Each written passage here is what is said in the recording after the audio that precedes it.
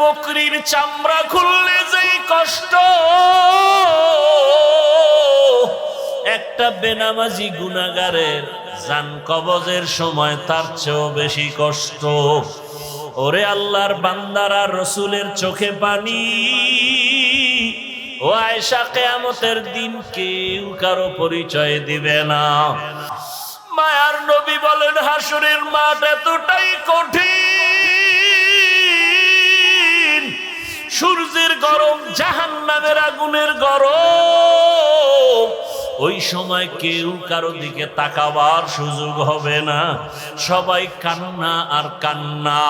নবীদের গুনাহ নাই, তারাও শুধু কাঁদবে।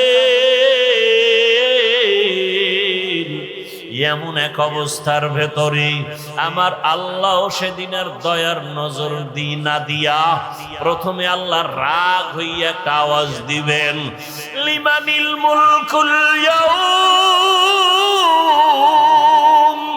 লিল্লাহিল ওয়াহিদিল কাহ্হার।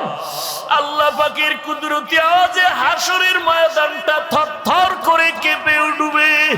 ওদিকে সূর্যের গরম, অন্যদিকে জাহান্নামের আওয়াজ। আল্লাহ বলবে, জাহান্নাম অপেক্ষা কর, বিচারটা শেষ করার পরে তারপরে তোর আশা পূরণ করব।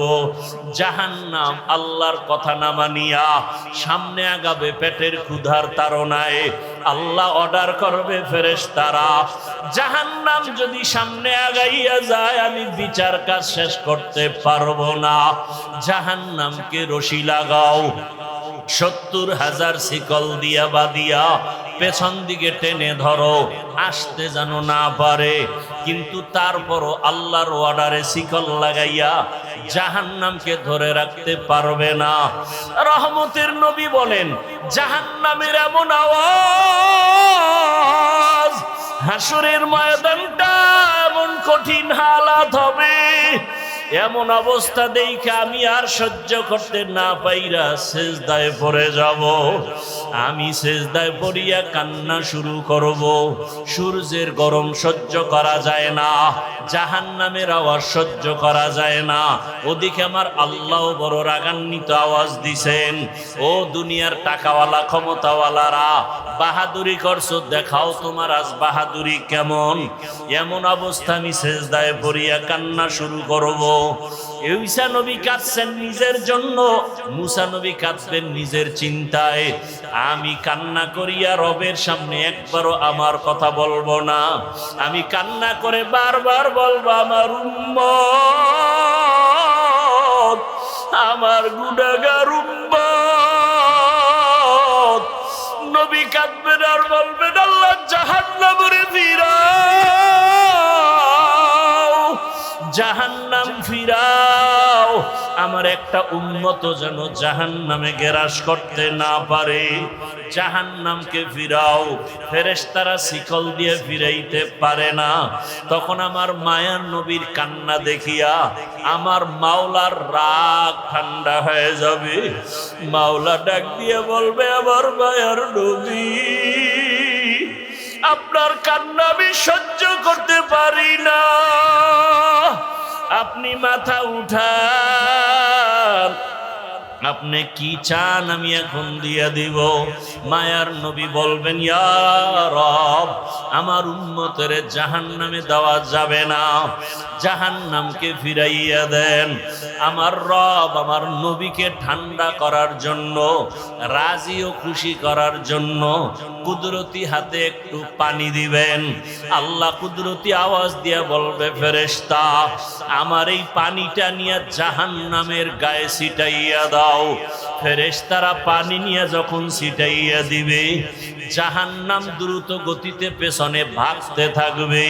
ফেরেশতারা বলবেন, হে আমাদের রব, যেই জাহান্নামের শিকল দিয়া ধরে রাখতে পারি না, এমন কি পানি দিলেন যে জাহান্নাম পেছনে দৌড়ায়।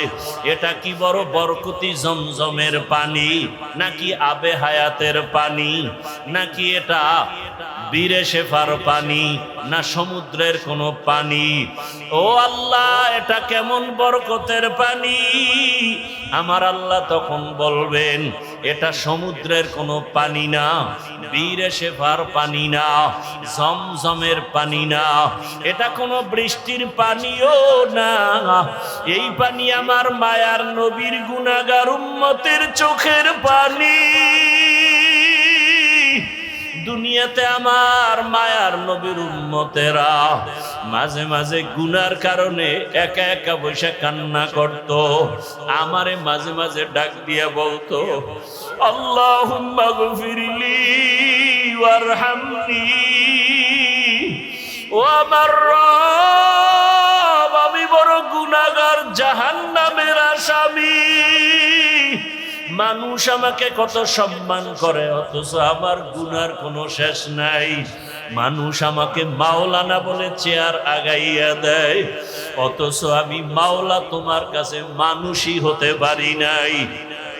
গুনার কারণে আমার হাত নাপাক, আমার চোখ নাপাক, আমার জিহ্বা নাপাক, গুনার কারণে আমার অন্তর নাপাক।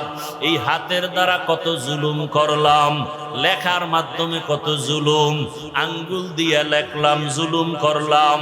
জবানের দ্বারা কত মিথ্যা বললাম, এই জবানের দ্বারা কত গালি দিলাম, এই জবানের দ্বারা কত গীবত শেখায়াত করলাম। চোখটাও আমার গুনার কারণে নাপাক।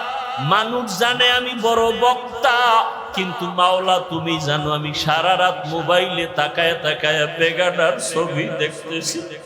মানুষ জানে আমি মসজিদের ইমাম, কিন্তু আমি সারা রাত মোবাইল চালাই। মানুষ জানে না, তুমি তো জানো আমার চক্ষু দুইটা নাপাক, আমার হাত দুইটা নাপাক, আমার অন্তর পরিকল্পনার গুনার কারণে নাপাক। ও আল্লাহ, তুমি আমাকে মাফ করে দাও। এইভাবে কিছু আল্লাহর বান্দারা আল্লাহর কথা মোহাব্বত নিয়ে জাহান্নামের ভয়ে কান্না করে। কিয়ামতের ময়দানে গুনাহগার উম্মতের পানির ফোঁটা বৃথা যাবে না। ওই পানি দিয়া জাহান্নামের আগুন নিভাইয়া আল্লাহ বলবে, বান্দা বিনা হিসাবে জান্নাতের বাগানে চলিয়া যাও। আমার মুহাম্মদ, আমার প্রিয় হাবিবের হাতে কাউসারের পানি পান করো। ও আল্লাহর বান্দারা, যারা গুনাহ করিয়া তওবার নিয়ত করিয়া কবরে যেতে পারলো তার কপাল ভালো।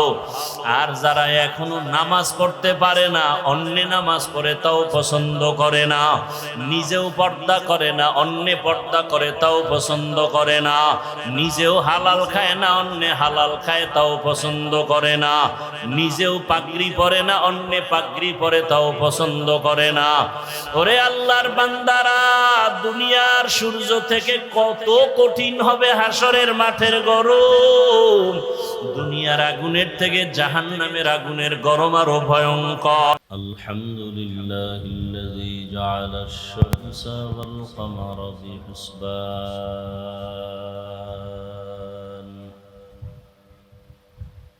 والنجم والشجر يسجدان وفضل زمانا على زمان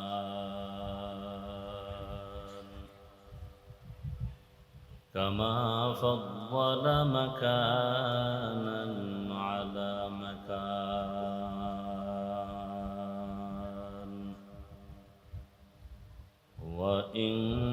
وإنسانا على إنسان ونشهد أن لا إله إلا الله وحده لا شريك له لا ضد له ولا ند له ولا مثل له ونشهد أن سيدنا وسندنا وحبيبنا وحبيب ربنا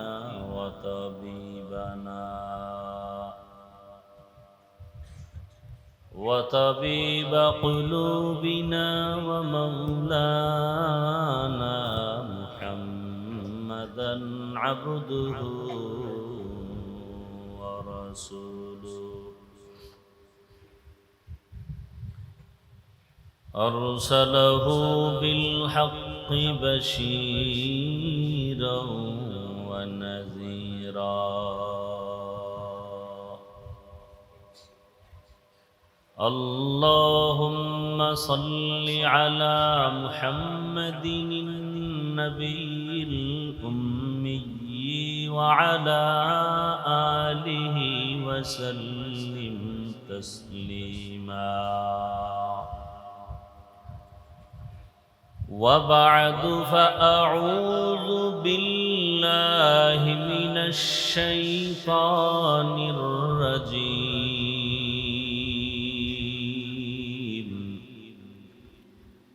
بسم الله الرحمن الرحيم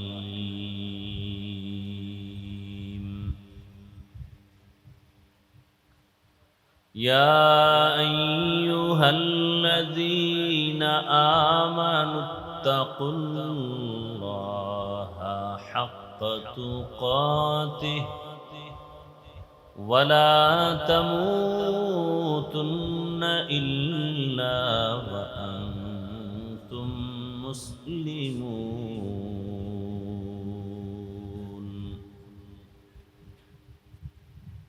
وقال رسول الله صلى الله عليه وآله وسلم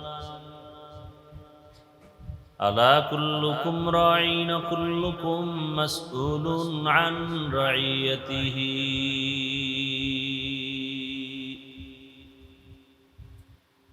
صدق الله مولانا العظيم وصدق رسوله النبي الأمي الكريم ونحن على ذلك من الشاهدين والشاكرين والذاكرين والحمد لله رب العالمين سبحانك لا علم لنا إلا ما علمتنا إنك أنت العليم الحكيم رب اشرح لي صدري ويسر لي أمري واحلل عقدة من لساني يفقه قولي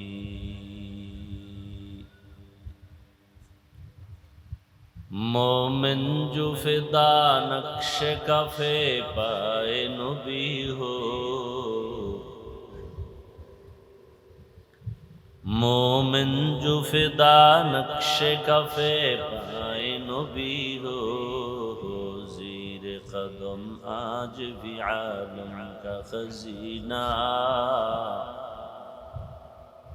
हो ज़ीर कदम आज भी आलम का खजीना गर सुन्नत नबवी की करे पैरवी उम्मत गर सुन्नत नबवी की करे पैरवी उम्मत तूफ़ान से निकल जाएगा फिर इसका सफीना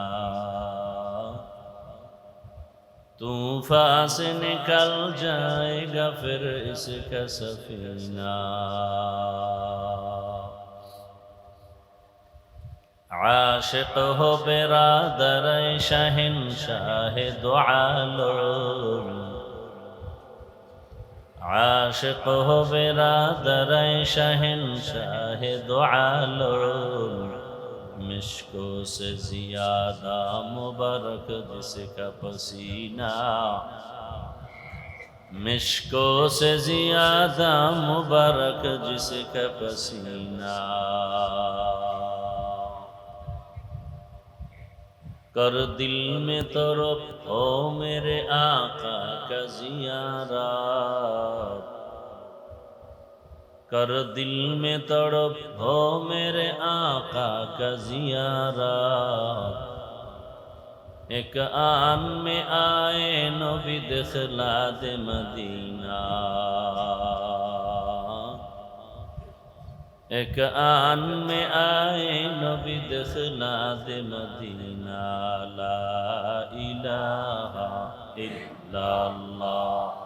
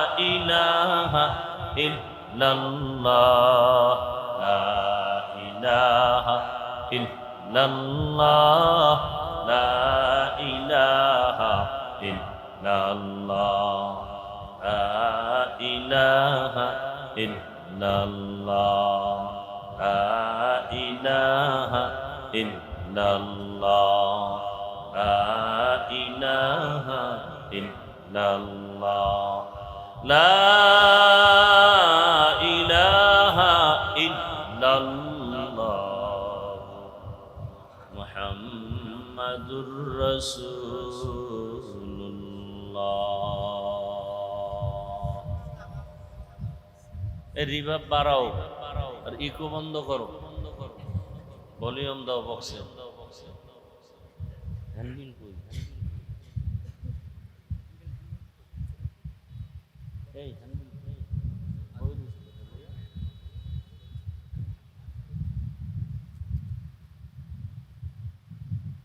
সুবহানিয়া হাফেজিয়া মাদ্রাসার উদ্যোগে আয়োজিত পঞ্চম বার্ষিক ইসলামী মহাসম্মেলন 8 সেপ্টেম্বর 2025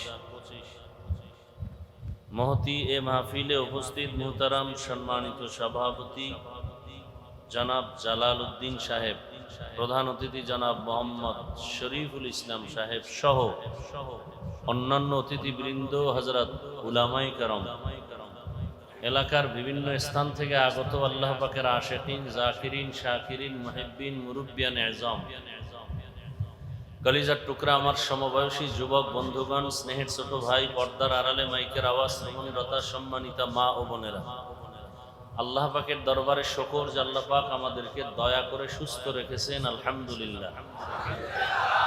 আমাদের এই সুস্থতাকে আল্লাহ দায়মি ভাবে কবুল করেন।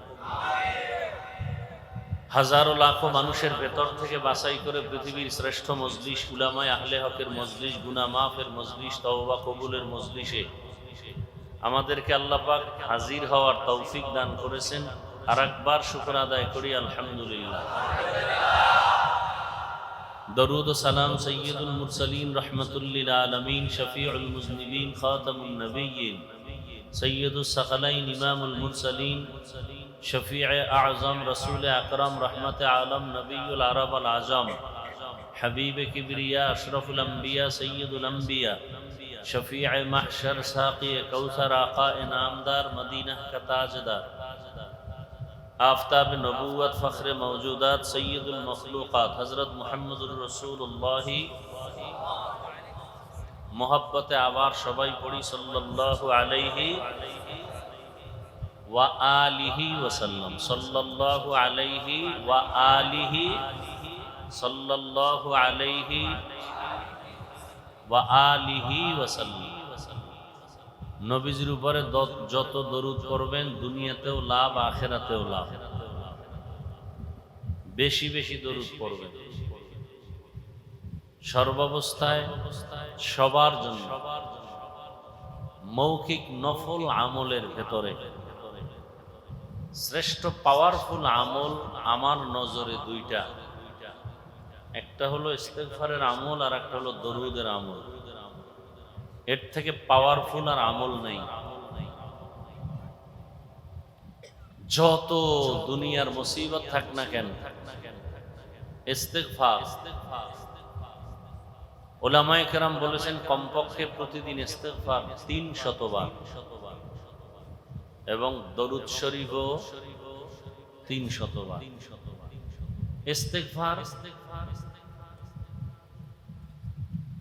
রাতের অন্ধকার,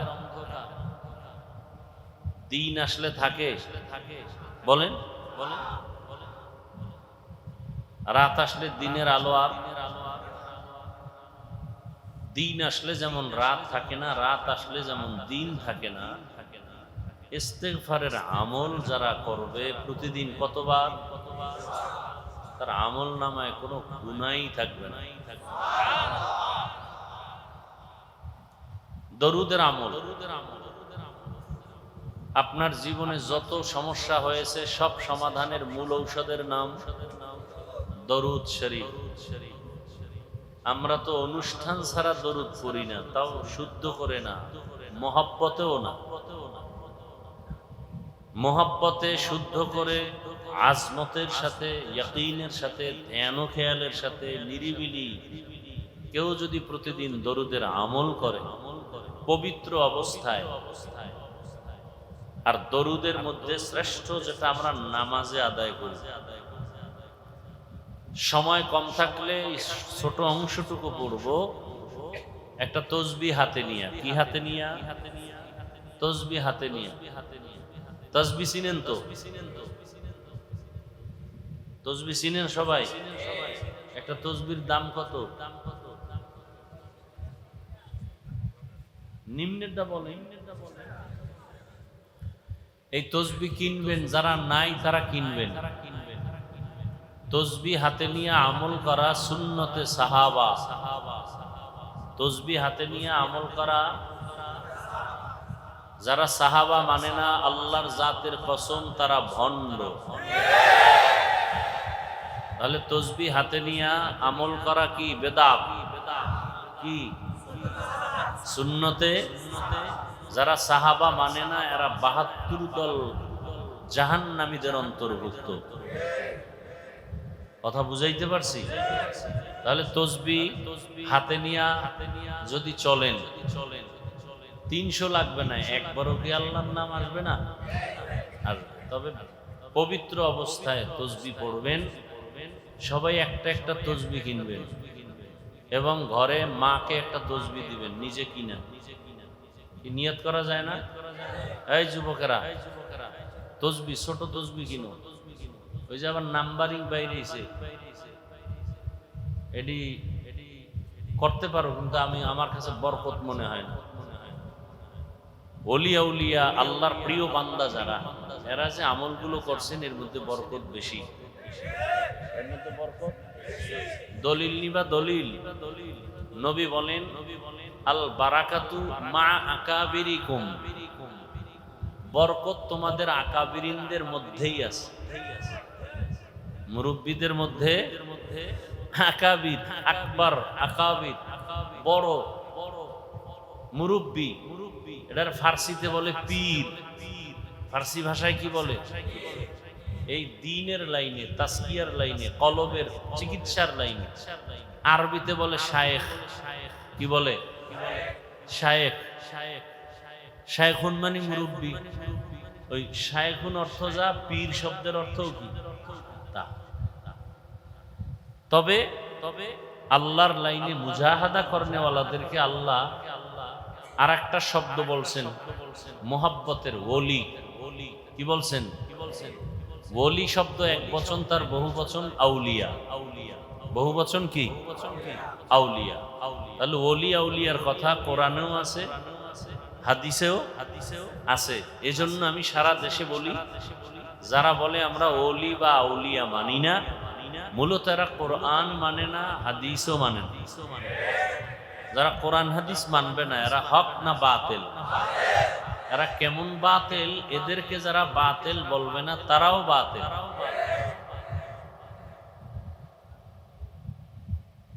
আল্লাহ বুঝার তৌফিক দান করে। তাহলে তসবি কিনবেন তো? যুবকরা মাকে একটা তসবি কিনে দিবা, খুব দামি, পারবা না? বোনকে তসবি কিনে দিবা, তারা যত আমল করবে এর সওয়াব তুমিও পাইবা। মুরব্বীরা তসবি পড়বেন, না থাকলে কিনবেন। কি নিয়ত করা যায়? বলে গেলাম, দায়িত্ব আপনাদের, মানবেন কিনা। তবে এখন আমল থেকে দূরে সরাবার চক্রান্তই বেশি চলছে। আল্লাহ আমাদের সবাইকে মাফ করে দেন। তাহলে 300 বার দরুদ পড়বেন তসবি হাতে নিয়ে। সময় থাকলে নামাজে যে দরুদ পড়ি, না থাকলে এই সংক্ষিপ্ত দরুদ সাল্লাল্লাহু আলাইহি ওয়া আলিহি ওয়াসাল্লাম, এভাবে আমল চালু রাখবেন প্রতিদিন। নবীজি বলছেন আহাব্বুল আমাল ইলাল্লাহি আদওয়ামুহা ওয়া ইন কাল্লা। আল্লাহর কাছে ছোট আমলটাই দামি যদি সব সময় করে। কয় সময়? সব সময়। এটা বড় দাম, এটা বড় দাম।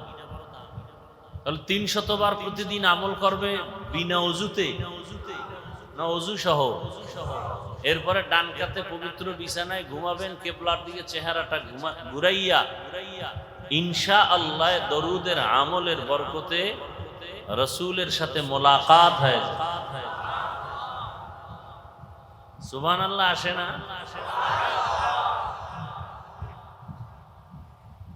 রাত্র অনেক হয়ে যাচ্ছে, অনেকের পেরেশানি, টাইম দেখতেছেন, বাড়িওয়ালারা গেট লাগাই দিবে, সারা রাত রাস্তায় রাস্তায় ঘুরবেন। সোনার বাংলাদেশ তো, দিনে রাতে কখন কি হয় বলা যায়। মুসল্লিরা অনেকে চায় ফজরের নামাজ মসজিদে গিয়ে পড়ি, বাড়িওয়ালা গেট খোলার তালার চাবি দেয়। এরকম বাড়িওয়ালা নাই? এই সমস্ত বাড়ির মধ্যেই তো আগুন লাগার কথা।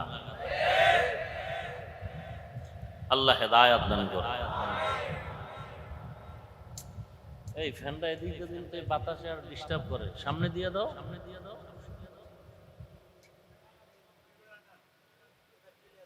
ওই খুঁটি বরাবর দিলে তো হবে, ফ্যান তো দিতে হবে।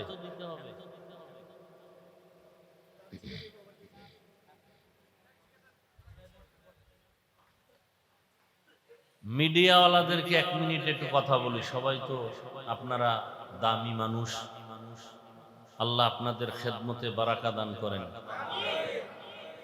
আমি কিন্তু মিডিয়াকে অপছন্দ করি, কয়েকবার বন্ধ করে দিছি, এরপর আবার চালু করেছি। আমার বয়ানগুলো আপনারা পুরাটা দিবেন, এটা আমার 1 নাম্বার দাবি। আমার বয়ান যদি আলাদা আপনারা 2-4 মিনিটের কাটিং করে দিতে চান, তাহলে আমার অনুমতি নিয়ে দিতে হবে।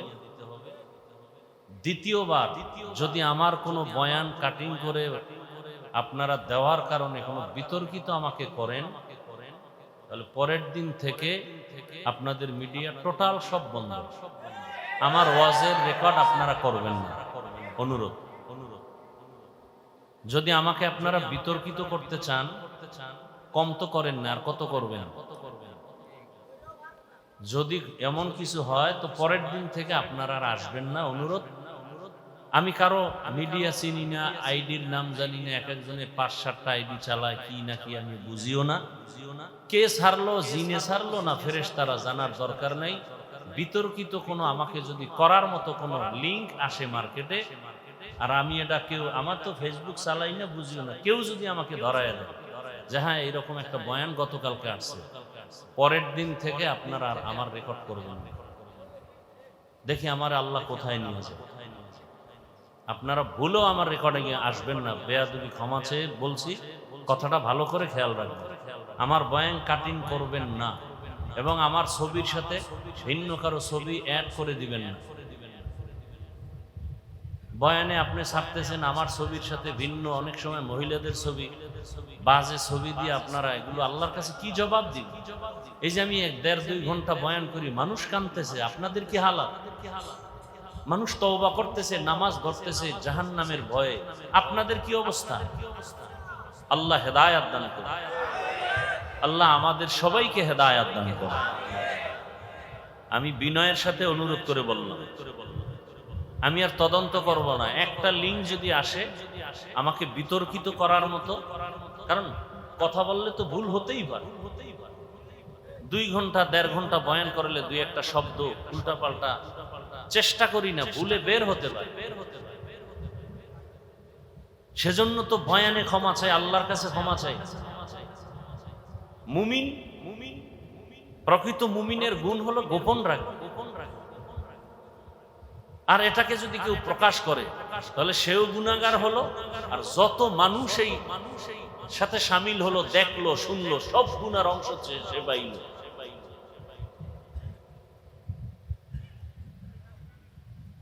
আল্লাহ সবাইকে বুঝার তৌফিক দান করে। আমি একটা লিঙ্ক 2 দিন আগে শুনছি, এই জন্য সতর্ক করলাম, নিষেধ করলাম। সামনের থেকে যদি শুনি সম্পূর্ণ বাদ, আমার মিডিয়ার দরকার নেই। আল্লাহ যাকে উঠাবেন কেউ নিচে নামাতে পারবে না। বড় মিডিয়া আল্লাহ। কতজনে দেখছি মিডিয়া ভাড়া কইরা গাড়ির মধ্যে করে নিয়ে যায়, হ্যাঁ, এবং অনেকে মিডিয়াকে টাকা দেয়, মাসে মাসে এত টাকা দিব, তুমি আমার বয়ান প্রমোট করবা। শুনছি হাসান মিসা, আল্লাহ ভালো জানে। আল্লাহ হেদায়েত দান করুন। আল্লাহ, এই টাকাগুলো যাই আসতেছে, আপনার মা হোক, বোন হোক, সন্তান, পরিবারের সবাই তো খাইতেছে না। তো এটাকে হালাল কেমনে করা যায়? যতটুকু সম্ভব অতটুকু কইরে আপনারা চলেন, যেন এটা দুনিয়াতেও আপনাদের ফায়দা, আখেরাতেও যেন এর যারা মুক্তির ব্যবস্থা হয়। যদি আপনার বয়ানটা শুইনা কেউ দিনের পথে আসে, তাহলে ওই ব্যক্তি যত সওয়াব পাবে আপনিও পাবেন। এই নিয়তে কাজ করেন, দেখবেন আল্লাহ বরকত বাড়ায় দিবে। আর আল্লাহকে বারবার বলবেন নামাজ পড়ে, আল্লাহ হালাল ভাবে রুজি অর্জনের রাস্তা খুলে দাও। যে আজকেও মাদ্রাসায় একটা লোক আসছে, সরকারি চাকরি করতে, দাড়ি কাটতে হবে, নামাজ পড়া যাবে না, ছেড়ে দিচ্ছে। নোয়াখালী থেকে আসছে। পরে বললাম তো আমি কি করব? বলে আসছি আপনার দোয়া নিতে। আমি কিছু আমল দিলাম আর বললাম পিপিলিকার রিজিক যদি আল্লাহ দিতে পারে, আপনি তো আল্লাহর কাছে দামি, তা আল্লাহ আপনাকে রিজিক দিবেন না কেন? এত টেনশন কেন? আপনি কি মহিলা? মহিলারা একটু দুর্বল থাকে, ভয় থাকে, আপনি তো পুরুষ। আল্লাহ কুদরতের দ্বারা রিজিক দিবেন। বান্দা যখন আল্লাহর দিকে আগাইতে চায়, আল্লাহ একটু পরীক্ষা করেন, ধৈর্য ধরতে হবে। কত মানুষ দিনের পথে আসতেছে। আপনাদের এই মিডিয়ার বয়ান শুনে যারা দেখে না, ভালো নিয়তে বয়ান ছাড়বেন, বয়ানের আগা নাই মাথা নেই, একটু মূল সময় বয়ান মানুষ পায় না। এই বিষয়গুলো আপনাদের বিবেকের কাছে রাখলাম।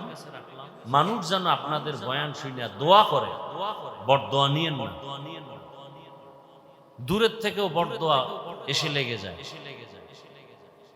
আপনাদের মিডিয়ার লাইনে আমার চোখে দেখা কতজনে অনেক উপরে ছিল, এখন খবরও নেই। আমার জানা মতে এখন খবরও নেই। কারণ অন্যের ক্ষতি করলে সে ক্ষতির মধ্যে পড়বেই। আমি জানি ওরা এখন লজ্জায় আমার সামনেও আসে না। আমি চিনি, জানি, আমার সামনেও আসে না, আসতেও পারবে না।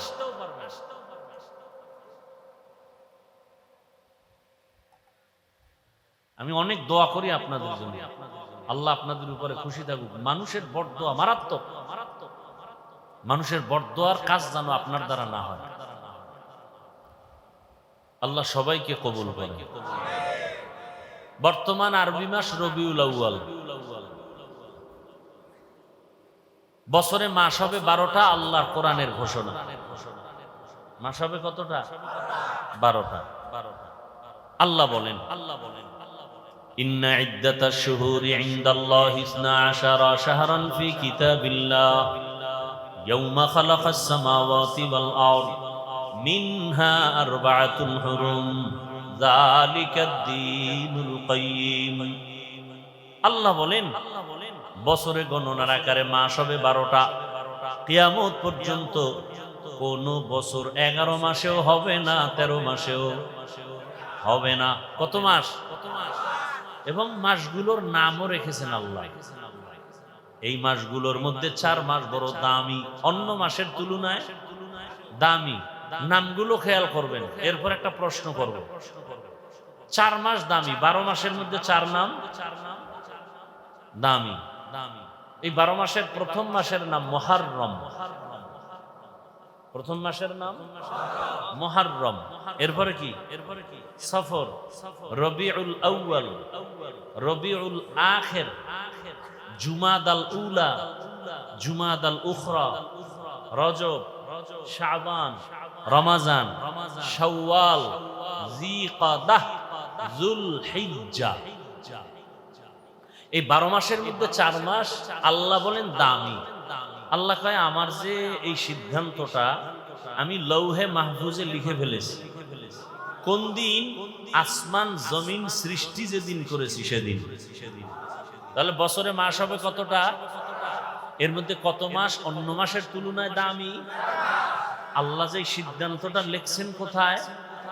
লৌহে মাহফুজের মধ্যে, আরশে আজিমে। কোন দিন লিখছেন? আসমান জমিন এই 4 মাসের মধ্যে 1 মাস একটু দূরে আর 3 মাস লাগাতার। 1 মাস যেটা আলাদা এটা হলো শাবানের আগের মাস রজব, রমাজানের আগের মাসের আগে রজব, শাবান, রমাজান। হ্যাঁ, আর হলো 3 মাস একসাথে লাগানো। হজের মাস, হজের আগের মাস, হজের পরের মাস, যিকাদা, যুলহিজ্জা, মুহররম। এই 3 মাস। নামগুলো আবার বলছি, প্রশ্ন করব। রজব, যিকাদা, যুলহিজ্জা, মুহররম। এই 4 মাসের মধ্যে রবিউল আউয়ালের সিরিয়াল কত দেখছেন নি? খবর নাই। রজব, যিকাদা, যুলহিজ্জা, মুহররম। 4 মাসের মধ্যে রবিউল আউয়ালের নাম কত সিরিয়ালে? নাই।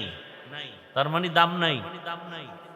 বলেন, বুঝেন, কথা বুঝার চেষ্টা করেন। জবাব কম দিবেন, বুঝবেন আগে। যত কথা কম বলবেন তত ভালো। কথা বলার কিছু জায়গা আছে, সেখানে বলবেন। জিগাইলে বলবেন, না জিগাইলে চুপ করে শুনবেন, বুঝার চেষ্টা করবেন। রবিউল আউয়ালের দাম আছে। সবের থেকে তো রমাজানের দাম বেশি। এই 4 মাসের মধ্যে রমাজানের নামও আছে? নাই। এ বিষয়ে ভিন্ন আলোচনা রোজার সময় করছি। তো রবিউল আউয়ালের নাম নাই মানে কি দাম নাই? অবশ্যই আছে। আর ওই 4 মাস যে দামি সেটার প্রেক্ষাপট কি? মূলত রাসূল তো আসছেন বেঈমানদের সমাজে। আর বেঈমানদের তো কোনো ধর্ম নাই। বেঈমানের কোনো ধর্ম নাই। মনে যা চায় তাই চলে, তাই করে। তারা উল্টাপাল্টা করত। যখন তখন ঝগড়া, কলহ, দ্বন্দ্ব, যুদ্ধ, বিগ্রহ। আল্লাহর কাছে মুহররম দামি, হজের মাস দামি, হজের আগের মাস দামি। এই মাসগুলো আল্লাহ সম্মানিত ঘোষণা করে বুঝাইলেন এই মাসগুলোতে কোনো যুদ্ধ করা যাবে না। যুদ্ধ করা সেটা সেই সময়ের আইন। ওই আইন আর এখন বলবৎ নেই। এখন ইসলামের স্বার্থে প্রয়োজন হলে রাষ্ট্রের সমস্ত উলামায়ে আহলে হক বসে বোর্ড গঠন করে ফতোয়া দিলে যে যুদ্ধ করা যাবে, জিহাদ করা যাবে, তো জিহাদ করা যাবে। এখানে কোনো মাস নির্দিষ্ট নেই। তো রবিউল আউয়াল এমন একটা মাস, অনেক ইতিহাসবিদরা এ বিষয়ে অনেক আলোচনা করেছেন। রবিউল আউয়াল রসুল দুনিয়াতে আসছেন, রসুল দুনিয়া থেকে চলে গেছেন। নবী আসছেন কোন মাসে, চলে গেছেন কোন মাসে? এটা কিছু ইতিহাসবিদদের মতামত। কিন্তু অনেক এই আষাঢ় মাস নিয়েও ইখতিলাফ করেছেন। কেউ বলছেন রমাজানে রসুল আসছেন, আরো মাসের নামও আছে।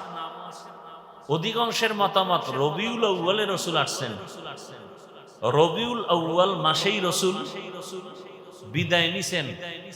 রবিউল আউয়ালে আসলেন, রবিউল আউয়ালে বিদায় নিলেন, মধ্যখানে সময় কাটলো কতদিন? জবাব দেন। 63 বছর।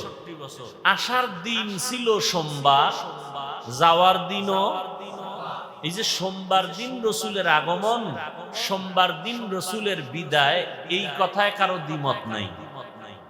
তবে রবিউল আউয়াল নিয়ে দ্বিমত, তারিখ কবে এ নিয়েও দ্বিমত। কেউ বলেছেন রবিউল আউয়ালের 8, কেউ বলেছেন 9, কেউ বলেছেন 11, কেউ বলেছেন 12। তো রসুল রবিউল আউয়ালে সোমবার দিন আসছেন সুবহ সাদিকের সময়। রবিউল আউয়ালে রসুল বিদায় নিছেন সোমবার দিন জোহরের নামাজের আগে চাষতের সময়। রসুলের বিদায় চাষতের সময় সোমবার, কবরে দাফন হলো রসুলের বুধবার দিন গিয়া রাতের তাহাজ্জুদের সময়। দেরি হলো কেন? ভিন্ন আলোচনা। মাইয়িতকে দেরি না করানো রসুলের আদেশ, দ্রুত দাফন করো। তো রসুলেরটা দেরি হলো কেন? সোমবার দিন ইন্তেকাল, বুধবার দিন গিয়া রাতের তাহাজ্জুদের সময় দাফন, দেরি হলো কেন? ভিন্ন আলোচনা। তো রসুল কবে আসলেন, কখন আসলেন, এটা আমাদের উম্মতের জন্য অত ইম্পর্টেন্ট না, মারাত্মক না। উম্মতের জন্য জরুরি হলো রসুল কি নিয়ে আসলেন, উম্মতের কি দিয়ে গেলেন, উম্মতের করণীয় কি, এটা হলো মূল বিষয়।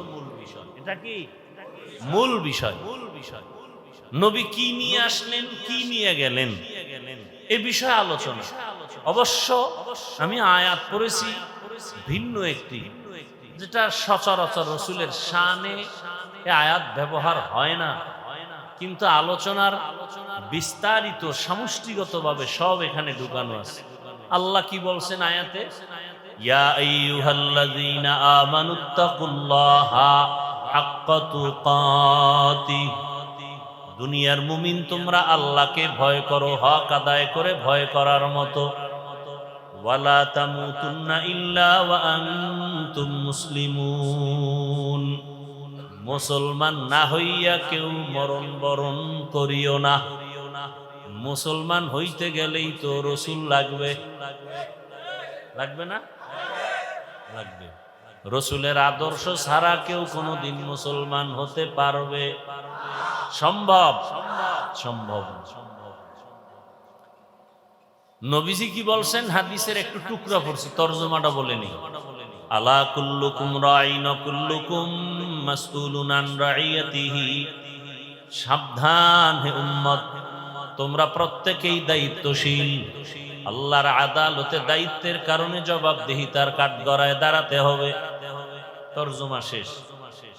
এটার উপরে ব্যাখ্যা তাও আজ করব না, আয়াত নিয়ে কিছু কথা বলবো, ভূমিকায় রবিউল আউয়ালের কিছু কথা বলি। কারণ আরবি মাসের ফজিলত উম্মতের কাছে বয়ান করা এটা সওয়াবের কাজ। এটা কি সওয়াবের কাজ। রসুলের আদর্শ নিয়ে আলোচনা, রসুল কি নিয়ে আসলেন। এই আপনারা এমন করেন কেন? উঠার ব্যারাম থাকলে ঢুকলেন কেন? বদঅভ্যাস কেন? বাহিরে দাঁড়ায়া বয়ান শুনেন, কত সুযোগ। এই বদঅভ্যাস যাদের, এদের জন্যই তো কমিটি বাহিরে মাইক লাগাইছে। কি ঘরে বয়ে বয়ে বয়ান শুনবেন আর বিড়ি টানবেন? বেহেশতের প্যান্ডেলে ঢুইকা কেন উল্টাপাল্টা করবেন, নিজের ক্ষতি করবেন, অন্যের ক্ষতি করবেন কেন? আপনার কপালটা এত দুর্বল কেন? আল্লাহ সব ভাইকে হেদায়েত দান করুন, মাহফিল কবুল করেন, আয়োজনকারীদের কবুল করেন, দান সৎকারীদের কবুল করেন, মাহফিলের বরকতে গোটা দুনিয়াবাসীকে কবুল করেন, বিশেষ করে মুসলমানের ঈমান আমল ইজ্জতের হেফাজত করেন। প্রবাসে যারা আছে আল্লাহ তাদেরকে হেফাজত করেন, বাংলাদেশ হেফাজত করেন, জালেমদের জুলুম থেকে সবাইকে হেফাজত করেন, জালেমদের আল্লাহ হেদায়াত দান করেন। আল্লাহর ইলমে জালেমদের যদি হেদায়াত না থাকে ধ্বংস করে দেন, কবরওয়ালাদের জান্নাত দান করেন। আমরা যারা বেঁচে আছি দীর্ঘ নেক হায়াত দান করেন, অসুস্থ যারা সুস্থতার নিয়ামত দান করেন, কামাই রুজি ব্যবসায় সবার হালাল বরকতি রিজিক দান করেন। দোয়াগুলোর দরকার নেই কারো, আমিন আল্লাহর কাছে যাবে না, আল্লাহ কবুল করে।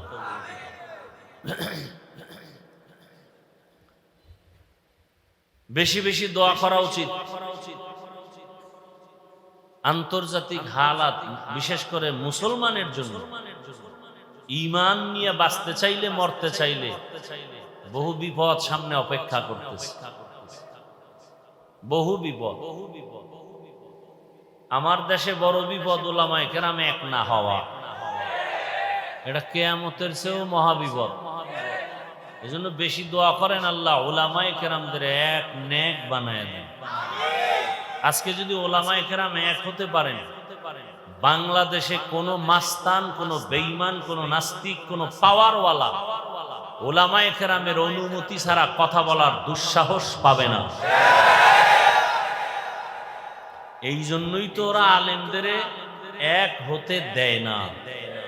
আলেম ওলামা যেন এক হতে না পারে সেজন্য কোটি কোটি টাকা ব্যয় করা হচ্ছে পেছনে। বুঝেন কিছু? খবর নাই। আর আপনারা তালে তাল মিলাইয়া ফট করে একটু কিছু পাইছেন, ফেসবুকে লিখে দিয়েছেন। আলেমের বিরুদ্ধে আপনারা আউযুবিল্লাহ পারেন না, আপনারা লেখেন কেন? কি লাভ আপনার বলেন তো? চরমনের বিরুদ্ধে লেখলে আপনার কি ফায়দা? আপনারা চেনে কে? তাবলীগের বিরুদ্ধে লেখলে আপনার কি লাভ? বরং আপনার কপালটা পুড়ে যাবে, পোড়া কপালে আর জোড়া লাগবে না। কে বলছে আলেমের বিরুদ্ধে আপনাকে আঘাত করতে? মৌমাছির বাসায় মধু আছে, যে কেউ গিয়া ঢিল মারলে মধু পাবে না, আঘাত পেয়ে জাগাত বেহুশ হয়ে যাবে। আলেমের বিরুদ্ধে কথা বলার দুঃসাহস আপনাকে কে দিয়েছে? মায়ের অভিশপ্ত সন্তান ছাড়া কোনো ব্যক্তি আলেমের বিরুদ্ধে কথা বলতে পারে না। এদের উপরে মা বাবার অভিশাপ। প্রকাশ্যে যারা আলেমকে অসম্মানী করতে চায় এরা মা বাবার অভিশপ্ত সন্তান। কোন সন্তান মা বাবার আদরের সন্তান না। ওলামায়ে কেরামকে উম্মতের সামনে যারা লজ্জিত করতে চায়, ছোট করতে চায়, এ সমস্ত মানুষগুলো অবশ্যই পিতামাতার অভিশাপ পাওয়া সন্তান। কারণ মায়ের অন্তরে কষ্ট দিয়া বরদোয়া নিছে, এই বেয়াদবি শুরু হয়ে গেছে। আল্লাহ হেদায়েত দান করুন। এই কথাগুলো কেন বলি? এই জাতি আর কোনোদিন নবী পাবে ইসলামের দাওয়াতে? সাহাবায়ে কেরাম আসবেন, আবু হানিফা আসবেন, ইমাম বুখারী আসবেন, তো উম্মত তো জান্নাতের পথ পাবে কোথায়? ওলামায়ে কেরাম থেকে। এরা আরবি কোরআনও বুঝে না, হাদিসও বুঝে না। কিতাব পড়তে যাইয়া মানুষ বিভ্রান্ত হচ্ছে বিভিন্ন ভাবে। আরবি কিতাব পড়লেও বিভ্রান্ত। এজন্য আল্লাহ শুধু মানুষকে হেদায়েতের জন্য কিতাব দেন নাই, হেদায়েতের জন্য কিতাব বুঝাইয়া দেওয়ার মতো আল্লাহ নিজে সিলেকশন করে প্রিয় বান্দা তৈরি করেছেন। শুধু কিতাব পড়লে হবে না, কিতাব পড়ানেওয়ালা যারা মুরব্বী এদের অনুসরণও রাখতে হবে, না হয় কিতাব পড়ে বেলাইন হয়ে যাবে। অনেক গেছে, অনেক। আল্লাহ হেদায়েত দান করুন।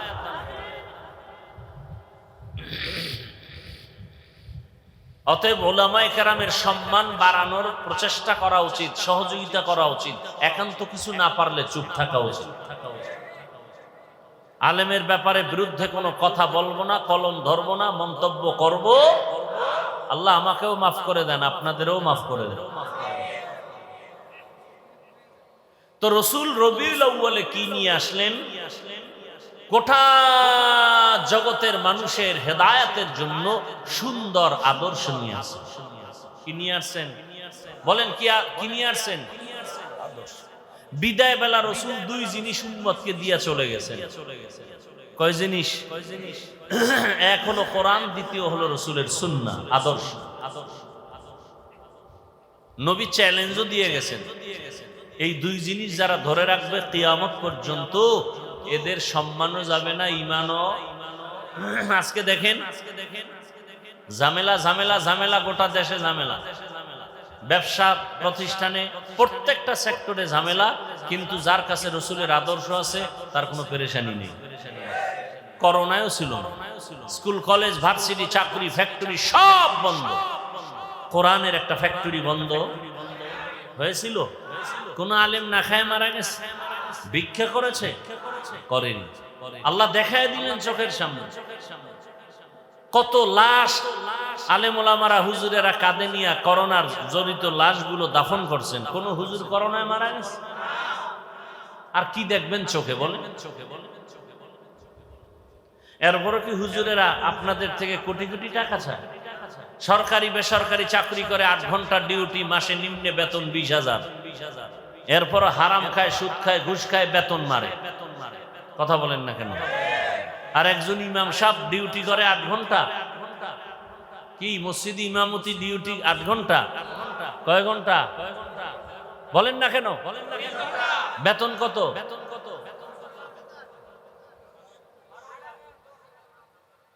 যেই জুলুমটা করেন, আমরা চেয়ারে বইলে তো সব পিড়ে মেরে ফেলাইতাম। যে জুলুমেরও তো একটা সীমানা থাকা উচিত। 8 ঘন্টা ডিউটি করে 20,000 টাকা যদি পায়, আর ডান বামে টেবিলের তলে আরো খায় হারাম, আর 24 ঘন্টা ডিউটি করে পবিত্র আলেম, তার বেতন 5,000 হবে, সভাপতি দিবে 100, সেক্রেটারি আরো ধনী সে দিবে 50। কেন? বেশি দিলে সভাপতির সাথে বেদবি হবে। আছে না নাই? এরপরে দুর্ব্যবহার কত প্রকার, আর কোনো সীমানা নেই। কি নোটিশ জারি করে দিছি, ইমাম সাহেব বয়ান চলবে ধুম, মজার বয়ান, তবে রাজনীতি নয়। আপনি কি করেন? সুলাইমান নবীর সিংহাসনে আছেন? কয় না। দুনিয়ার যত নোংরা রাজনীতি আছে তার আমি গডফাদার। কথা বলেন না কেন? তো নোংরা রাজনীতি যদি কেউ করে, তারে কমিটিতে রাখেন কেন? ইমাম সাহেব রাজনীতি করবে, করলে কোরআনেরটা করবে, সুলাইমান নবীর আইনেরটা, আল্লাহর আইনেরটা করবে, মদিনারটা করবে, নোংরাটা করবে না। এতে দোষ। আর আপনি নোংরা করলে কোনো দোষ নাই। হুজুর বলে কেন সেই দোষ? এক হুজুর সুদের বিরুদ্ধে ওয়াজ করছে, কমিটি বলে আপনি 1 মাসের জন্য বাড়িতে ছুটি নেন, ঘুরে আসেন। আছে না নাই? কারণ শিয়ালের হাতে মুরগি দিলে যা হয়, সুদখোর ঘুষখোর বেনামাজির হাতে মাদ্রাসা মসজিদের চাবি দিলে তো তাই হবে। সুদ খাওয়া হালাল না হারাম? ঘুষ খাওয়া হালাল না হারাম? কেমন হারাম? পায়খানার চেয়ে একটু ভালো। হ্যাঁ, আল্লাহ বলেন দুনিয়াতে আমার দুশ্মন আছে অনেক, তার মধ্যে বড় 2 দল দুশ্মন। বড় দুশ্মন কয় দল? এক দল যারা সুদের সাথে আছে, কোরআনের আয়াত। আর এক দল আমার বড় দুশ্মন, যাদের সাথে আমি আল্লাহ নিজে যুদ্ধ করব। এবার বুঝেন তো আল্লাহ কতটা রাগ হয়ে বলে আল্লাহ নিজে যুদ্ধ করবেন। একদল সুদের সাথে জড়িত, আর এক দল ওলিয়া উলিয়া পছন্দ করে না, দুশ্মনী করে। আল্লাহ বলেন এরাও আমার বড় দুশ্মন। এজন্যই তো আমি বলি, সারা বাংলাদেশে চ্যালেঞ্জ দিয়ে বলি, যারা ওলিয়া উলিয়া মানে না, এরা কোরআন হাদিস মানে না, এরা ভণ্ড। এদের যারা ভণ্ড বলে না, তারাও ভণ্ড। এই বয়ান যদি মসজিদে জুমায় কোনো ইমাম সাহেব করে, উপায় আছে? বলবে যে 1 মাসের ছুটি। কে এজন্য আবরার সাহেব বলে গেছেন না, সব দেখার দিন শেষ। কি দেখছেন ওনার আওয়াজ নেই, এখানে বইয়া কয় এটা ভোটের আগে টাকা খাইবো পায়খানার নামে বইয়ের। বউর পেটটার খানা হারাম করবে, মাইয়া পোলার রক্তটারে হারাম করে ফেলবে ভোটের টাকা খাইয়া। এত বড় নিকৃষ্ট মানুষ হতে পারে? নিজে হারাম খায় খায়, তোমার শিশু বাচ্চা নিষ্পাপ রক্ত পবিত্র, ওকে কেন হারাম টাকা খাওয়াও? বাপ নামের কলঙ্ক, স্বামী নামের কলঙ্ক। তুমি হারাম খাবা হুজুরদের সাথে চ্যালেঞ্জ দিয়া, খাইয়া মর, জনমের মতো খাও, কিন্তু নিষ্পাপ বাচ্চার কি অপরাধ? ওই বাচ্চাটার রক্ত পবিত্র, ওকে হারাম ঢুকাইয়া কেন রক্ত নাপাক করেছো? তোমাকে এই অধিকার আল্লাহ তো দেননি। স্ত্রীর রক্ত নাপাক করতেছো হারাম টাকা দিয়া। আল্লাহ হেদায়েত দান করুন।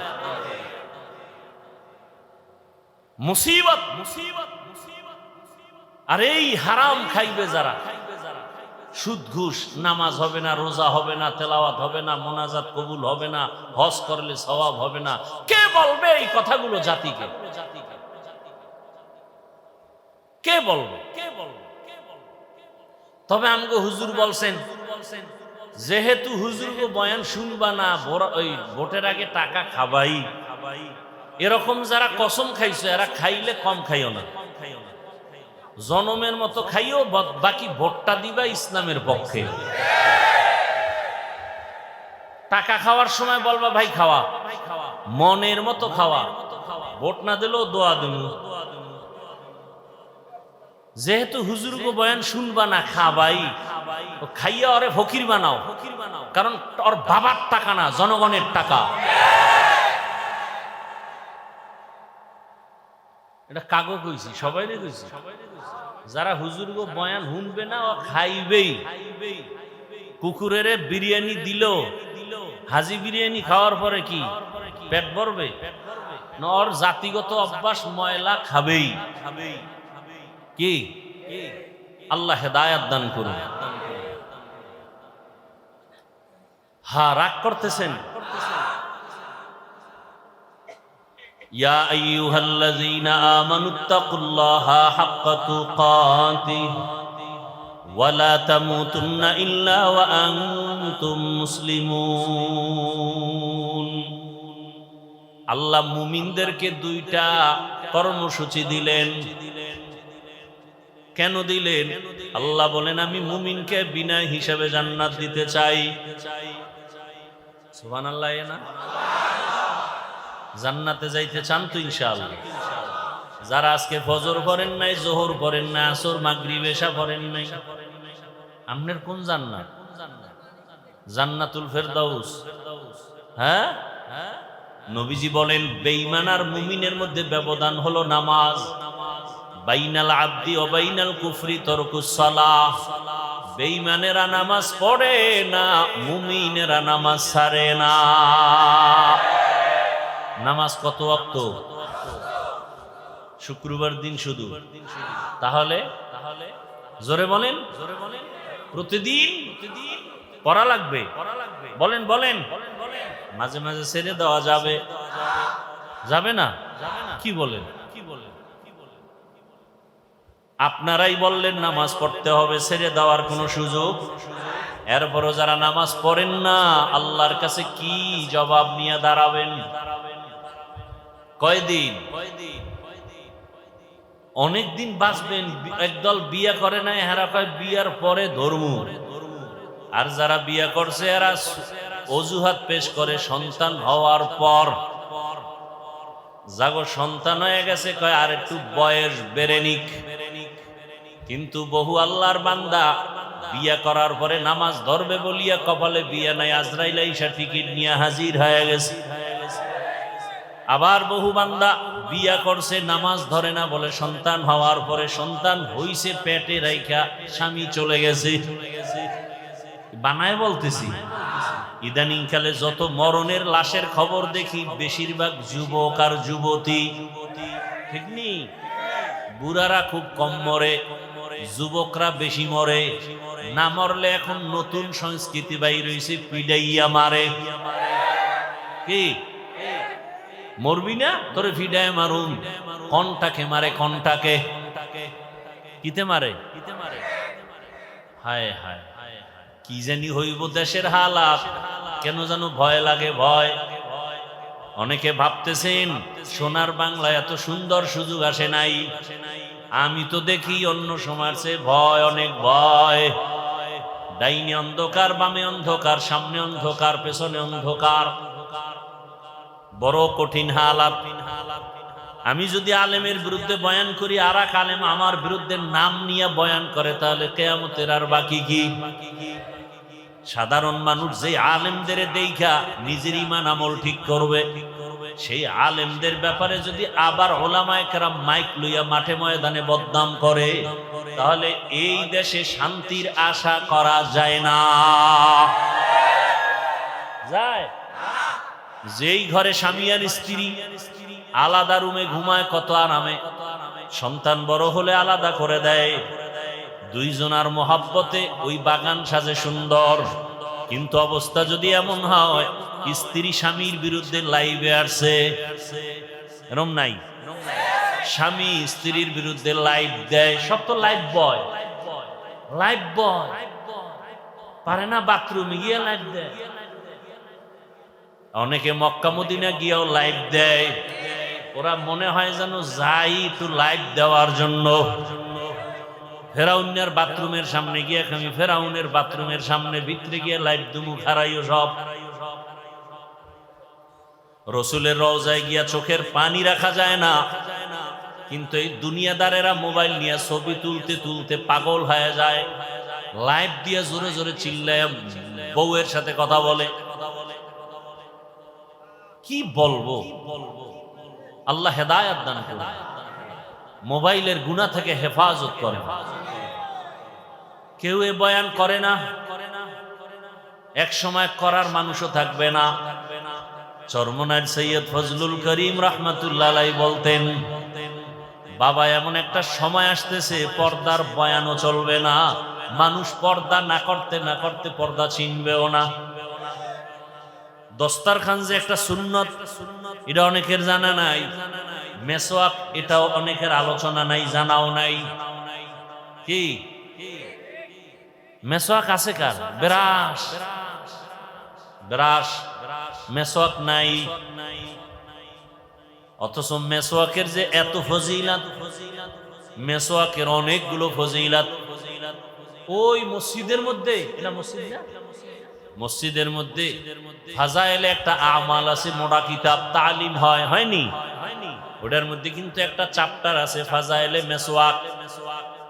বা বাংলাদেশে এখন লাইব্রেরিতে বাংলা কিতাব আছে মেসওয়াকের ফজিলাত। মেসওয়াক, যারা ঠিক মতো মেসওয়াক করবে তাদের দাঁতে পোকা হবে না। ঠিক মতো যারা, আমি তো ব্রাশ করি, মেসওয়াকও করি, দেখলাম যে মেসওয়াকের মতো পরিষ্কার দাঁত হয় না।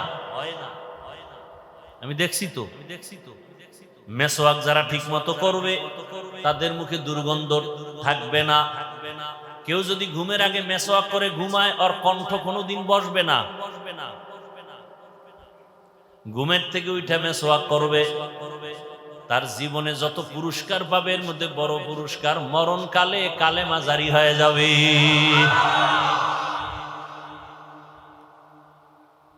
আজকে একটা শুরুতে আমল দিছিলাম, মনে আছে? কি কি? আরে আর একটা বাস্তব হাতের আমল দিছি না? কি আর একটা আমল লন, এখন যেটা বললাম করবেননি? এখন কইবেন কোথায় পাবো খেজুর গাছ? হ্যাঁ, এখন দোকানে মেসওয়াক বেচে না? বেচে। মেসওয়াক কিনেন, মেসওয়াক করেন। আরে ভাই, শরীরেরও ফায়দা, আল্লাহর রাসূলও খুশি হবেন। আল্লাহ সবাইকে তৌফিক দান করেন। হায় হায়,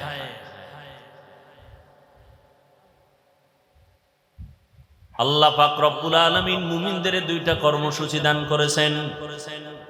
আল্লাহ সবাইকে জান্নাত দিতে চান, মনে আছে কথা? আপনারাও জান্নাতে যেতে চাননি? কথা বলেন, হিসাব দিয়া না হিসাব ছাড়া? বুঝে কইেন। কিন্তু অনেকে আবার পাওয়ার আলা আছে না, সমস্যা কি? খোদার লগে হিসাব দিয়ে বুঝপাড়া কইরা তারপরে জান্নাতে যাব। যারা হিসাবের কাঠগড়ায় দাঁড়াইবা, আল্লাহর কসম জাহান্নাম ছাড়া উপায় হবে না।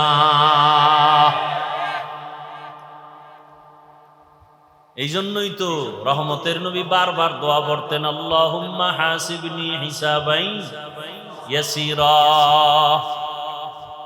এই দোয়াটা পড়েন কি? আল্লাহুম্মা হাসিবনি হিসাবাই ইয়াসিরা, আল্লাহুম্মা হাসিবনি হিসাবাই ইয়াসিরা। আর একটা সহজ দোয়া সব সময় পড়বেন, রব্বানা আতিনা ফিদ দুনিয়া হাসানাহ ওয়া ফিল আখিরাতি হাসানাহ ওয়া কিনা আযাবান নার। পাওয়ারফুল দোয়া। রব্বানা আতিনা, হে আমার রব আমাকে দাও, ফিদ দুনিয়া, দুনিয়ায় হাসানা, সব কল্যাণ, দুনিয়ার সব কল্যাণ আমারে, অকল্যাণ দিও না। আর কি? ওয়া ফিল আখিরাতি হাসানা, আখিরাতের কল্যাণ আমারও দাও। দুনিয়ার কল্যাণ, ঝগড়া হবে না, ভালো স্ত্রী পাবো, সন্তান নিয়ে পেরেশানি থাকবে না। হাসানা, দুনিয়ার ভালো, আমি ৫ ওয়াক্ত নামাজ পড়বো, কষ্ট হবে না। অসুস্থতার ব্যারামে আমার ইবাদত ছুটবে না। আমি ব্যবসায় যাব, হালাল ভাবে বরকত দিন দিন হতেই থাকবে। মিথ্যা কথার অভ্যাস হবে না, গালি দেওয়ার অভ্যাস আসবে না, গীবত শিকায়াত করার অভ্যাস আমার হবে না, বেপরদায় চলার অভ্যাস হবে না। আল্লাহ যদি হাসানা দিয়েই দেন, আমার জীবনটা হবে ধন্য।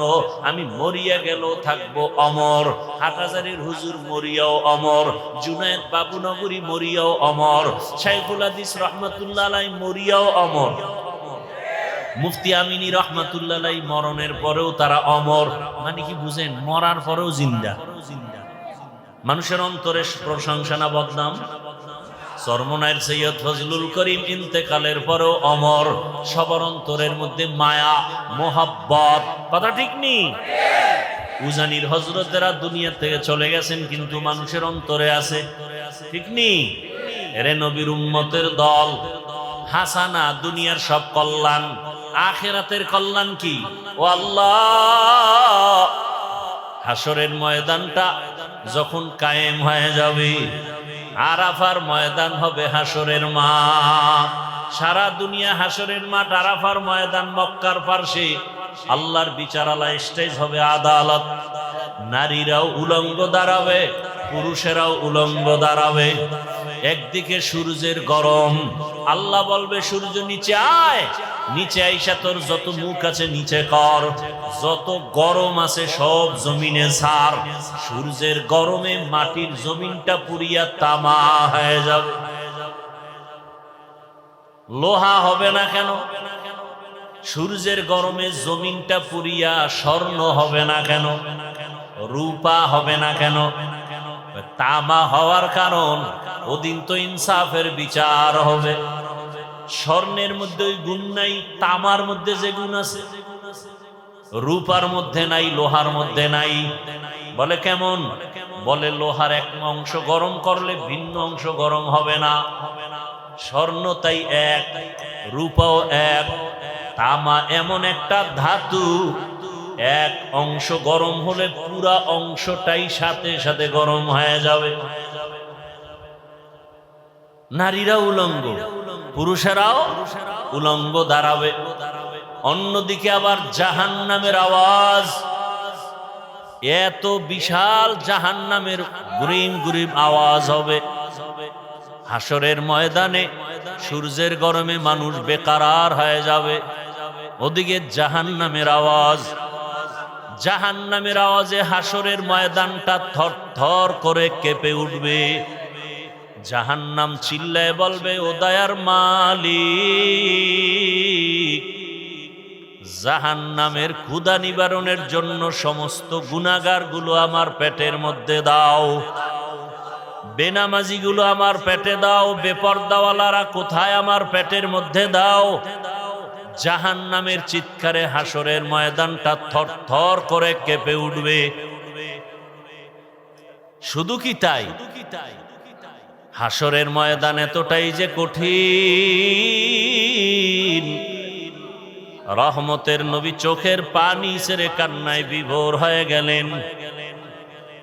এরে নবীর উম্মত, আম্মা জান আয়েশা রাদিয়াল্লাহু আনহা, রাসূলের আদরের স্ত্রী, উম্মাহাতুল মুমিনিন, আম্মা জান বলেন, আমি একদিন তাকাইয়া দেখি আমার হুজরার মধ্যে রহমতের নবী গুনগুন করে কান্না করতেছেন।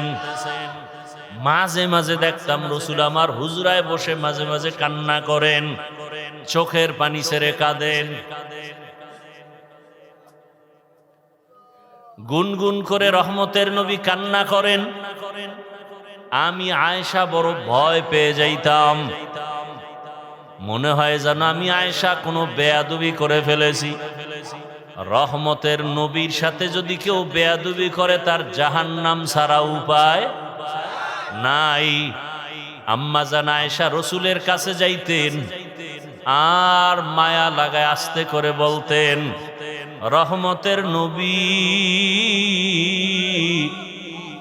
আপনি চোখের পানি ছেড়ে গুনগুন করে কাঁদেন কেন? আমি আয়েশার উপর আপনি কি রাগ করেছেন? আমার কোনো বেয়াদবির কারণে কি আপনি বেজার হয়ে গেছেন? আম্মা জানের কথা শুনিয়া রহমতের নবী বলতেন, ও আয়েশা, আমার সাথে তোমার বেয়াদবি হবে কেন? আমি তো তোমার উপরে অনেক খুশি। আম্মা জান জবাবে বলতেন, ইয়া রাসূলুল্লাহ, আমার বয়স অনেক কম, 6 বছর বয়সে আপনার সাথে আমার বিবাহের বন্ধন হলো, 9 বছর বয়সে আমি আপনার ঘরে আসছি। নবী, আমার বয়স অনেক কম, না জানি আমার এই অল্প বয়সে অজান্তে কোনো ভুল হয়ে যায়, আপনার সাথে বেয়াদবি হয়ে যায়, আর বেয়াদবি যদি হইয়াই যায় আমার জিন্দেগি বরবাদ হয়ে যাবে। আপনি কান্না করলে আমি বড় ভয় পাই। আম্মা জানের কথা শুনিয়া রহমতের নবী বলেন, হে আয়েশা, আমি যদি কান্না করি, 2টা কথা মনে পড়লে আমি চোখের পানি ধরে রাখতে পারি না রে আয়েশা। এক, আমার জীবনটা এমন একটা কষ্টের গেছে তুমি জানো না। আমার জীবন দুনিয়াতে আসছি বড় মুসিবতের সমাজে, দুনিয়ায় এমন অবস্থা আসছি আয়েশা জানো না। তুমি আমার তো জীবনের শেষ পর্যায়ের একজন স্ত্রী, তুমি আমার সুখের সময়ের বিবি, দুঃখের সময় তুমি দেখো নাই। আমার এমন দুঃখের দিন, জমিনে আসছি, মক্কার মানুষ আমার চারদিকে দুশ্মন। আমি দুনিয়াতে আসার আগে আমার আব্বাকে হারাইয়া ফেলছি। জীবনে আসি আমি একবারও আব্বার চেহারাটাও দেখতে পারি নাই। আমার আব্বাকে আমি আব্বা বলে ডাক দিতেও পারি নাই। ও আয়েশা, 6 বছর বয়স, তখন আমার আম্মা জানো দুনিয়া থেকে চলে গেছেন। আমি এখন মা হারা, বাবা হারা, বড় এতিম অসহায়। 8 বছর যখন আমার বয়স, আমার দাদা আব্দুল মুত্তালিব চলে গেছেন। এখন আমার আপন বলতে কেউ নাই। আমার দাদা বিদায় বেলা চাচা আবু তালিবের হাতে দিয়া বলছে, আমার নাতির যেন কোনো কষ্ট না হয়। দুনিয়াতে আসিয়া বাবারে দেখে নাই, মাকেও হারাইয়া আমার নাতি আমার পাশে রাতের বেলা ঘুমাইত। মাঝে মাঝে ঘুমের মধ্যে মা মা বলে চিল্লায় উঠত। আমি আদর করে এত দূর নিয়ে আসছি, আমার হায়াত বুঝি শেষ। ও আবু তালিব, আমার নাতির দেখাশোনা করিয়া রাখবি, কোনদিন আমার নাতি যেন কষ্ট না পায়। আম্মা জান আয়েশাকে নবী বলেন আর কাঁদেন, আয়েশা ওই সময় আমার আরবে চারদিকে দুশ্মন আর দুশ্মন। ওই সময় একমাত্র আমার আদরের মোহাব্বতের কেউ ছিল না, চাচা আবু তালিব ছাড়া। এক পর্যায়ে আমার আল্লাহ আমাকে বিবাহের বয়সে নিয়া একজন আল্লাহর পেয়ারা বান্দি খাদিজাতুল কুবরা রাদিয়াল্লাহু আনহা, তার সাথে আমার বিবাহ হয়ে গেল। এমন একজন নারী বিধবা যার সন্তান আগে হয়ে গেল, দুইজন স্বামী হওয়ার পরে আমি তৃতীয়। ওই খাদিজা আমার ঘরে আসছেন, আমার এত অভাব ছিল, আমার ঘরে চুলায় আগুন জ্বলতো না, না খাইয়া কত কষ্ট করেছি। আরবের ধনী ছিল খাদিজা। ওই খাদিজা আমার মায়া আর মোহাব্বতে পড়িয়া সব সম্পদ গুলো আমাকে হাদিয়া দিয়েছে। ও আয়েশা জানো না, আমি আবার সম্পদ গুলো সব দান করে দিয়েছি। আমি এত কষ্ট করে করে জীবন কাটাইছি। আমার বংশের দুশ্মনেরা 3 বছরের মতো আমাকে শিয়াবে আবু তালিবের মধ্যে গৃহবন্দী করে রাখছি। খানা দেয় নাই, পানি দেয় নাই। দীর্ঘ 3 বছর আমি গাছের পাতা চাবাইয়া চাবাইয়া খাইয়া পেটের ক্ষুধা নিবারণ করেছি। ও আয়েশা, আমার কষ্ট দেখিয়া খাদিজাও ঘুমায় না, আমার পাশে আসিয়া ওই গাছের পাতা খাইয়া জীবন কাটাইছে। ওরে ওই আয়েশা, ওই খাদিজা আমার জন্য এত কোরবানি করেছে। ওই খাদিজার কথা মনে যখন আসে আমি চোখের পানি ধরে রাখতে পারি না। ওই খাদিজা যদি বেঁচে থাকতো মনে হয় জানো আমি আর বিবাহই করতাম না। ঠিকই, খাদিজা যতদিন বেঁচে ছিল আমি আর বিবাহ করি নাই। আর একটা কথা যখন আমার মনে পড়ে আমি তখন একা একা বড় কান্না করি। আম্মা জান আয়েশা বলেন, ইয়া রাসূলুল্লাহ, কি কথা মনে করে কাঁদেন? বলে, হাসরের ময়দানে আমার উম্মতের কি উপায় হবে এই চিন্তায় কান্না করি। আম্মা জান বলেন, হাসরের ময়দানে আবার কি হবে? আম্মা জানকে রাসূল কান্না করে বুঝাইতেছেন, রে আয়েশা, কিয়ামতের ময়দানে এমন কঠিন হালাত, যদি কেউ খাঁটি মুসলমান না হইয়া কবরের বিছানায় যায়, জ্যান্ত একটা বকরির চামড়া খুললে যেই কষ্ট, একটা বেনামাজি গুনাহগারের জান কবজের সময় তার চেয়েও বেশি কষ্ট। ওরে আল্লাহর বান্দারা, রসুলের চোখে পানি। ও আয়েশা, কিয়ামতের দিন কেউ কারো পরিচয় দিবে না। এমন অবস্থা হবে, জাহান্নামের আওয়াজ, সূর্যের গরম, গুনাহগারের মাথার মগজগুলো টাস টাস করে ফেটে যাবে, পেটের সমস্ত নারী ভুঁড়ি পায়খানার রাস্তা দিয়া পড়তে থাকবে। নবীরা পর্যন্ত কান্না শুরু করবেন, উম্মতের কথা বলিয়া নিজের চিন্তায় কান্না করবেন। ইব্রাহিম নবী কাঁদবেন, নিজের জন্য আদম নবী কাঁদবেন, মূসা নবী নিজের চিন্তায় কান্না করবেন। নারী পুরুষ সব উলঙ্গ। আম্মা জান বলেন, ইয়া রাসূলুল্লাহ, নারী আর পুরুষ যদি উলঙ্গ দাঁড়ায় লজ্জা কি লাগবে না? মায়ার নবী বলেন, হাসরের মাঠ এতটাই কঠিন, সূর্যের গরম, জাহান্নামের আগুনের গরম, ওই সময় কেউ কারো দিকে তাকাবার সুযোগ হবে না। সবাই কান্না আর কান্না। নবীদের গুনাহ নাই, তারাও শুধু কাঁদবে। এমন এক অবস্থার ভেতরে আমার আল্লাহ সেদিন আর দয়ার নজর না দিয়া প্রথমে আল্লাহ রাগ হইয়া একটা আওয়াজ দিবেন, লিমানিল মুলকুল ইয়াউম লিল্লাহিল ওয়াহিদিল কাহ্হার। আল্লাহ পাক পাকের কুদরতি আওয়াজে হাসরের ময়দানটা থরথর করে কেঁপে উঠবে। ওদিকে সূর্যের গরম, অন্যদিকে জাহান্নামের আওয়াজ। আল্লাহ বলবে, জাহান্নাম অপেক্ষা কর, বিচারটা শেষ করার পরে তারপরে তোর আশা পূরণ করব। জাহান্নাম আল্লাহর কথা না মানিয়া সামনে আগাবে পেটের ক্ষুধার তাড়নায়। আল্লাহ অর্ডার করবে ফেরেশতারা, জাহান্নাম যদি সামনে আগাইয়া যায় আমি বিচার কাজ শেষ করতে পারবো না। জাহান্নামকে রশি লাগাও, ৭০,০০০ শিকল দিয়া বাঁধিয়া পেছন দিকে টেনে ধরো, আসতে যেন না পারে। কিন্তু তারপরও আল্লাহর অর্ডারে শিকল লাগাইয়া জাহান্নামকে ধরে রাখতে পারবে না। রহমতের নবী বলেন, জাহান্নামের এমন আওয়াজ, হাসরের ময়দানটা এমন কঠিন হালাত হবে, এমন অবস্থা দেখে আমি আর সহ্য করতে না পাইরা সেজদায় পড়ে যাব। আমি সেজদায় পড়িয়া কান্না শুরু করব।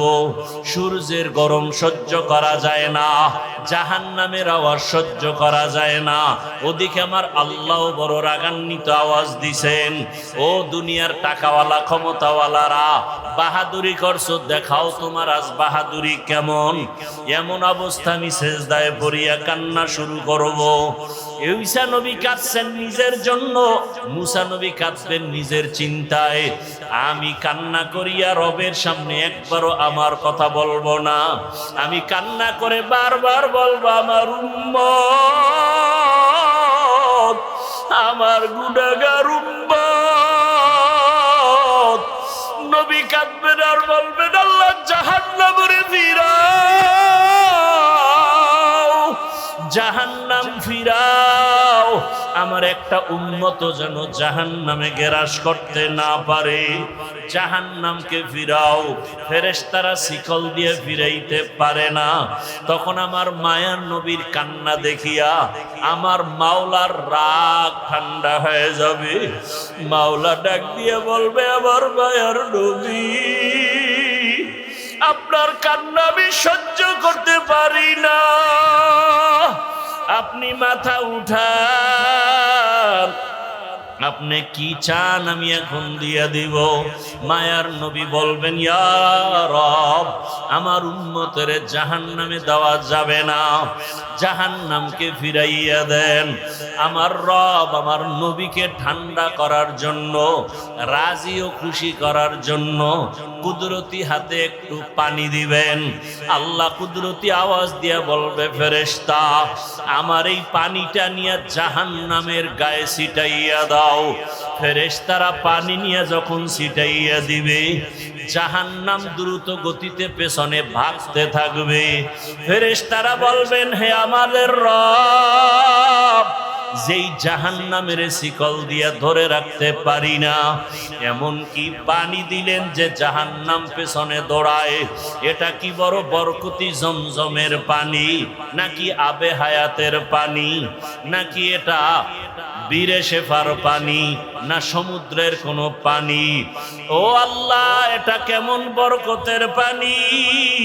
আমার আল্লাহ তখন বলবেন, এটা সমুদ্রের কোনো পানি না, বীরে শেফার পানি না, জমজমের পানি না, এটা কোনো বৃষ্টির পানিও না।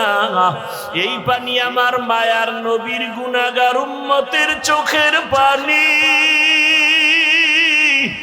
দুনিয়াতে আমার মায়ার নবীর উম্মতেরা মাঝে মাঝে গুনার কারণে একা একা বসে কান্না করত। আমারে মাঝে মাঝে ডাক দিয়া বলতো, আল্লাহুম্মা গফিরলি ওয়ারহামনি। ও আমার রব, আমি বড় গুনাহগার, জাহান্নামের আসামি। মানুষ আমাকে কত সম্মান করে, অথচ আমার গুনার কোনো শেষ নাই। মানুষ আমাকে মাওলানা বলে চেয়ার আগাইয়া দেয়, অথচ আমি মাওলা তোমার কাছে মানুষই হতে পারি নাই। গুনার কারণে আমার হাত না পাক, আমার চোখ না পাক, আমার জিহ্বা না পাক, গুনার কারণে আমার অন্তর নাপাক। এই হাতের দ্বারা কত জুলুম করলাম, লেখার মাধ্যমে কত জুলুম, আঙ্গুল দিয়ে লেখলাম, জুলুম করলাম। জবানের দ্বারা কত মিথ্যা বললাম, এই জবানের দ্বারা কত গালি দিলাম, এই জবানের দ্বারা কত গীবত শেকায়াত করলাম।